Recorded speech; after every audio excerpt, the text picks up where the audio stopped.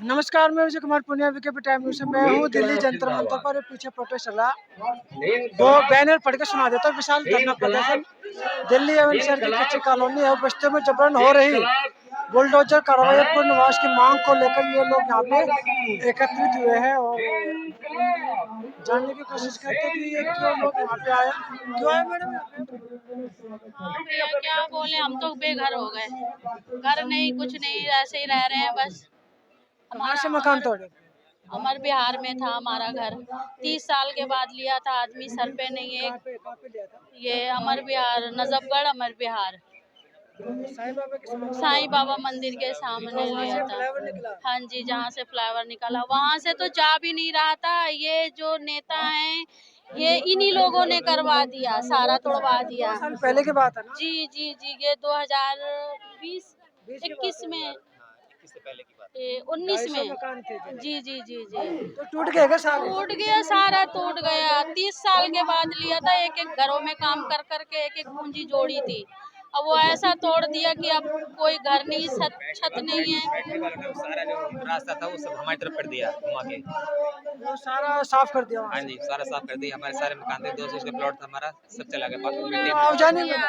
कुछ नहीं, हमें ये नहीं, अभी वहाँ एक तरफ मकान टूट रहा, एक तरफ नालियाँ बन रही, एक तरफ रोड बन रहा, और हमें ये नहीं बताया कि भाई ये टूटेगा। हमें तो ये बोला ये नहीं टूटेगा, और ये सब डीडीओ वालों की मिली चाल थी।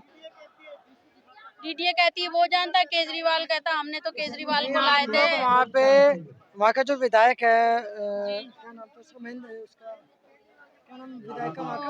वहाँ के विधायक का क्या नाम है भैया, हम तो जानते भी नहीं थे, हमने तो लिया था। आप लोग विधायक के पास भी गए थे? बात उसने नहीं सुना, नहीं उसने, वो कह रमेश रहा वर्मा के पास ही नहीं गए? हाँ, कोई हमें सही सलाह नहीं। वो कह रहा वहाँ जाओ वहाँ जाओ, किसी ने नहीं सुना है। तो अब हमने जो है उनको चुना है, तो अब जंतर मंतर पे आए कि शांतिपूर्ण से हमारी बात रखी जाए, हमारी बात सुनी जाए, मोदी जी के पास ये मेरी बात पहुँचे। यहाँ पे जितने लोग आए सभी नजफगढ़ कॉलोनी के लोग? हाँ, सभी नजफगढ़ के हैं, कुछ अलग के हैं। नजफगढ़ के ज्यादा हैं, नजफगढ़ के ज्यादा हैं। ये सारे ही हैं हमारे, सारे ये सारे हैं जितने। तो हम तो बहुत ज्यादा परेशान है कि बता भी नहीं सकते। सुबह से भूखे प्यासे बैठे हुए हैं। सबसे बड़ी बात है कि हमने घरों में बर्तन धो के 30 साल के बाद लिया था, 25 गज का मकान लिया था, वो हमारा तोड़ दिया। नहीं, वहाँ पे कुछ मकानों का स्टे मिला था ना? स्टे 8 दिन का मिला था। उस 8 दिन से क्या होता है ये बताए? 8 दिन का मिला उसके था। बाद कोर्ट में नहीं गए थे? कोर्ट में गए, कोर्ट में लगा हुआ है, तो क्या करें? कोई तारीख दे देते हैं, कोई सुनवाई नहीं है, सब बस ऐसे ही है। हम जमीन के मालिक हैं। मतलब कोर्ट में मैटर चल रहा है तो कोर्ट तो ये मानने के लिए तैयार नहीं कि हम जमीन के मालिक भी हैं, जबकि हमारे पास सारे प्रूफ हैं। बिजली का बिल है, तो रजिस्ट्री भी तो थी। सब कुछ है हमारे पास, बिजली का बिल, पानी का बिल, सब कुछ है। वहाँ पे एक मंदिर वाला साथ वाला जो मकान बढ़िया बना हुआ उसकी तो रजिस्ट्री भी थी। हाँ, वो सब तोड़ दिए। वो भी तोड़ दिया? हाँ जी, सब तोड़ दिए आसपास के। बहुत तोड़ दिया, बहुत सारे मकाने तोड़ दिए। अब तो कोई शब्द नहीं बचा है कि कहें क्या। एक तरफ मोदी जी कहते हैं सबका सब विकास करेंगे, सबका ये करेंगे, कुछ नहीं हो रहा। हम लोग गरीबों को तो कुछ नहीं कर रहे, गरीबों को तो एक तरफ से मार रहे हैं। वहाँ के जो विधायक थे और जो सांसद थे, कुछ भी उनका आश्वासन मिला नहीं? कोई आश्वासन नहीं मिला, बस आज आना कल आना, ये है वो है, कुछ आश्वासन नहीं। बस जो जो बोल देता है उसी के पास चले जाते हैं। अभी तक चौथा साल हो रहा है, अभी तक कुछ नहीं हमारा फैसला हुआ है, कुछ भी नहीं हुआ है। कोर्ट से कोई मदद नहीं मिली? अभी कुछ नहीं मिला है। नजफगढ़ से कौन बुलाओ?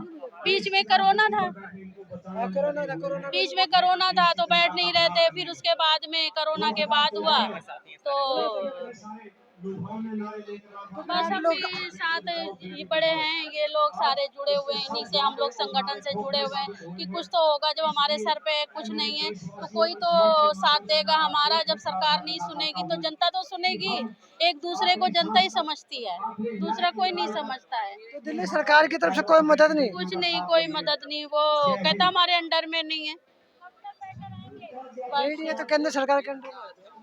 कुछ नहीं भैया, कुछ नहीं, कोई नहीं बता रहा है। एक तो हम लोग हाँ जी, आप कहाँ से? बेला स्टेट राजघाट मुल्तान बस्ती से। अभी कहाँ पे रहते हो दिल्ली में? दिल्ली में राजघाट के पास मुल्तान बस्ती, झुग्गी बस्ती हमारी तोड़ दी है। आपके वहाँ से? हाँ जी, 27 मार्च से तोड़ रहे थे। हमारे बच्चे बीवी जो फैमिली है सब चौड़े में है। हमने प्रधानमंत्री जी को लेटर लगा दिया, केजरीवाल जी के भी लेटर लगा दिया, लेकिन एक दूसरे के ऊपर थोप देते हैं।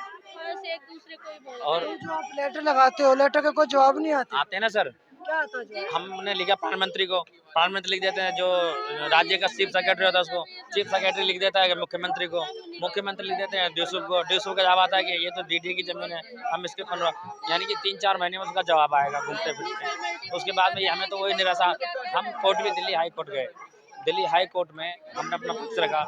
हाई कोर्ट में 22 मार्च हमारी लगी हुई थी। 22 मार्च के बाद में कब केस हमारा रिजर्व रख दिया गया कोर्ट में। 27 मार्च को 3 बजे मेरे को फोन आता है थाने से कि, क्योंकि मैं बस्ती का कार्यकर्ता हूँ, हम कई संगठन से जुड़े हुए हैं जो हमारी मदद कर रहे हैं, हाई कोर्ट में केस लेके गए। तो हम कल भी हमारा एक प्रदर्शन है यहीं पे कोर्ट में गए हो, कुछ मदद मिली वहाँ से? कोर्ट से सर, कोर्ट में जो दिल्ली सरकार की बॉडी है वो जवाब दे रही है कि हम इनका पुनर्वास नहीं कर सकते, जब नहीं कर सकते? जबकि हमारे पास उस जगह के राशन कार्ड, दिल्ली सरकार पुनर्वास के लिए बोल रही है। उनकी जो डीएसओ की जो पुनर्वास करती है एजेंसी, वो कोर्ट में जाकर के उनके एडवोकेट बोल रहे हैं कि हम ये हमारे डीएसओ की लिस्ट में नहीं है, हम इनका पुनर्वास नहीं कर सकते। यमुना खादर जो एरिया पड़ता है, हमारे 600-700 परिवार हैं, कम से कम 1500 वोटर हैं वहाँ से, 1500 वोटर हैं वहाँ के। जब हम वोट डालें, क्यों दिल्ली सरकार की जिम्मेदारी नहीं बनती हमें पुनर्वास देने की? कौन देगा पुनर्वास? तो जहाँ पे आप पहले रहते थे वहाँ पे वोट आई कार्ड, तो वोटर आई कार्ड बना होगा? बिल्कुल, Aadhaar card, PAN card, ration card और ये जो सारे हमें पुनर्वास के लिए एक जरूरी चीजें होती हैं। हम 1930 से उस जगह पे रह रहे हैं, 1930 जब भारत सरकार भी नहीं बनी थी सर, जब से वो यमुना खादर के अंदर ही हमारे दादा परदादा 6 पीढ़ी हमारी गुजर गई वहाँ पर। हमारे जो पूर्वज थे उनको जमीन पहले अंग्रेजों के टाइम पे घोड़े के जो घोड़े होते थे उनको घास के लिए जमीन ठेके पे देते थे, वो प्रूफ हमारे पास है। उसके बाद में देश आज़ाद हुआ, भारत सरकार बनी, 1952-53 में एक अकाल पड़ा था बहुत जबरदस्त, उसमें आपने सुना होगा, किताबों में पढ़ा भी होगा कि राष्ट्रपति भवन के अंदर भी गेहूं बोवा दिए थे। तो छतों पे गेहूं लोगों ने, सरकार ने बुआए, वो उसी अधिक अन्न उपजाऊ योजना में वो जमीन हम लोगों को दी गई, जो यमुना खादर की जमीन थी, क्योंकि जो खेती होती है वो पानी के नदी के किनारे ही होती है, ना कि कहीं रेगिस्तान में जाके होगी। लेकिन अब ऐसी तानाशाही सरकार आ गई कि किसानों को हमको वहाँ से उजाड़ दिया। चलो हमने ये जमीन ले ली, हमारा सब कुछ ले लिया, हमारा रोजी रोजगार खत्म कर दिया, हमें बेरोजगार कर दिया, लेकिन कम से कम हमें रहने का घर तो दे सरकार। क्योंकि पुनर्वास के लिए आधार कार्ड की जरूरत, राशन सबसे पहला जरूरत है, वोटर कार्ड, जो हम वहाँ के वोटर हैं। 1962 से हम लगातार उसी जगह पर रह रहे हैं, हमारे पास वोटर लिस्ट है, हमारे पास 1962 की मेरे पास वोटर लिस्ट है, और आज तक वोट डाल रहे हैं हम। 2022 में वोट डाला है हमने। तो क्या हम वोटर देते तो क्या हमारे पुनर्वास का अधिकार नहीं है? अच्छे इसके हाई कोर्ट के ऑर्डर हैं, सुप्रीम कोर्ट के ऑर्डर है कि जब तक कोई पुनर्वास नहीं किया जाएगा, जब तक उनको नहीं हटाया जाएगा। लेकिन किसके लिए है वो? आज हजारों जो ऑर्डर मिले उसकी कोई सुनवाई नहीं, ऑर्डर की भी कुछ भी नहीं हुई सर। कोर्ट में हम एक मान लो अगर किसी को कोर्ट से, हाई कोर्ट से फांसी की सजा दे दी, तो उसको अपील करने के लिए आगे रास्ता होता है, सुप्रीम कोर्ट जाना पड़ता है, राष्ट्रपति, क्या उसको फांसी दे दी जाती है? लेकिन हमारे साथ ऐसा नहीं हुआ। पता नहीं कब कोर्ट से डिसीजन आया, हमारे पास तो शाम को 3 बजे फोन आया सच होगा कि आप हमारे पास आपके ऑर्डर के डिसमिस की कॉपी आ गई है, मैसेज आ गया हमें घर तोड़ने। उनकी मैडम कोर्ट भी ये नहीं कहता कि एकदम से घर तोड़ दो, 2 दिन 4 दिन का हमें सामान ले जाने का वक्त तो मिलता है, ऐसा कुछ भी नहीं दिया। मैं कंस्ट्रक्शन वर्क, एक लेबर का काम हम करते हैं, पेंट का, वाइट वाश का, तो उसके अंदर हम जब काम करते हैं, मैं GK4 के अंदर काम कर रहा था, वहाँ से अचानक मैं 2 बजे वहाँ से निकला, एक्सीडेंट होते होते मेरा बचा कि मेरा घर टूट रहा है, मेरा सामान कौन निकालेगा, मेरे 4 छोटे बच्चे हैं, उन बच्चों को कैसे मैं अपने कहाँ ले जाऊँ, कहाँ मैनेज करूँ? अचानक से कोई घर पे किराए भी नहीं देते, किराए पे भी घर नहीं देता अपना। तो हम, और आज हम चौड़े में बिल्कुल एक फ्लाईओवर के नीचे पड़े हुए हैं। कोई भी, जैसे कि सेफ्टी की बात करते हैं, ये बेटी पढ़ाओ, मेरी 3 बेटियां हैं, सबसे बड़ी 15 साल की है, उससे छोटी 8 साल की है, उससे छोटी 5 साल की है, एक लड़का है। अगर उनके साथ कौन हादसा हो जाता है, आप आजकल देखते हो कि ऐसी चीज़ें, वारदातें हो रही है, छोटी छोटी बच्चों के साथ रेप हो रहे हैं, वैसे अगर कोई वारदात हो जाती है, उसकी जिम्मेदारी कौन लेगा? क्या केंद्र सरकार लेगी या दिल्ली की केजरीवाल सरकार लेगी? तो मेरा नहीं सर, हम आज इस जंतर मंतर पे अपने पुनर्वास की कि आप हमारे वहाँ से हटा रहे हो। अगर यहाँ पे कहाँ से लोग आए जो अपने अधिकारों के लिए? ये कई जगह से हमारे पास, मुल्तान नजफगढ़ से आए हैं, तुगलकाबाद से आए हैं, और ये एक जैतपुर है, वहाँ भी एक ओजोन। जब ये बताओ, हम 100 साल पहले भी वहीं रहते, उस डूब क्षेत्र में रहते, जब तो कोई समस्या नहीं आई। जो एक किसान है वो जमीन को कौन सा, कब आपने देखा सुना है कभी किसी किताब में, इतिहास में पढ़ा है कि किसान ने जमीन को प्रदूषित किया है या उसको खराब किया है, वायु प्रदूषण को? किसान से ज्यादा जमीन हरियाली कौन रखेगा? एक किसान से ज्यादा जमीन कौन उसको साफ स्वच्छ रखेगा?